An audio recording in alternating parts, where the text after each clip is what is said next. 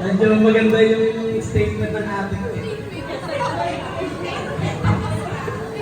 Yun, bali, daming tao ah. Yan, bali yun, una sa lahat, ang wish ko kay Papa, syempre, good health, and then, yun nga, sabi ni ate, na kung magkakaapo pa, kung magkakaroon pa ng apo, sana, yun nga, masaksayan din pa ni Mama. Dahil sa uli, sabi, after 20 years pa daw magkakaanak. Kaya nga eh, bali,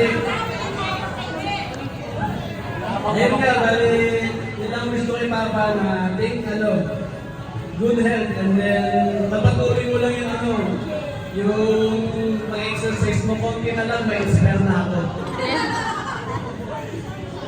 Bali, yun, na rin ko ito para magpasalamat kay Papa. Kwento ko lang sa inyo dati, nung kabataan namin, siguro alam niyo naman kung gaano ma-strict ko si Papa. Kumbaga grabe, kung disiplinahan namin talagang sobra-sobra.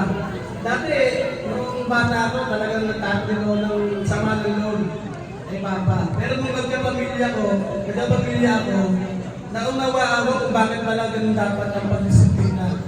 Kumbaga, dati nga nung kwento ko lang nung siguro mga 1 month lang ako walang trabaho. So, naglilinis ako ng bahay para na rin pag-good vibes. Darating nga si Papa, nag-travel in concert siya. So, magsisita siya, sisitahin niya ako.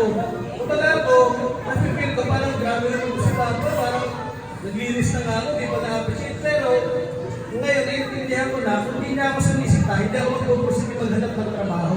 Kumbaga ngayon, na-appreciate ko na yung mga pangangaral niya sa akin. Kaya sobrang thank you ako kasi, kumbaga, siya yung pinaka-ano ko, na pwede kong gawing natulad kong pangangaral niya sa akin doon sa mga anak ko. Kaya yun, thank you dun pa sa mga pangangaral mo. Ngayon ko naiintindihan ko na. Kaya ngayon, thank you din ako kasi kung napapansin nyo, lagi kong kainom ng airport ko ngayon, yung weekends. Grabe yung... Parang gano'n tayo mag-rap. Bali yung yun, sobrang na ko yun, yung binding namin every weekends. Kami tatlo ng bayan ko, talagang... Kasi, iba, ilan lang naman yung nakakagang experience ko na talagang nakakabanding yung tatay nila sa gano'n, nakakakwentuhan. Kaya, yung mga simpleng inuman namin ni Papa, talagang masaya ako doon. Kumbaga, na-appreciate ko talaga si Papa doon. Kumbaga, kakayahin na ako, parang tayo, sabi na sisig. Mga masaya ako doon sa mga ganong simpleng na lang. Kaya yun, thank you pa sa lahat ng pangangaral, sa tulong, sa amin. Lalo ako dahil, yun nga, 3 na anak ko, puro barako pa. Salamat sa pag-guide sa akin, sa aming mag-asawa. Yun. Thank you po talaga. Thank you po talaga sa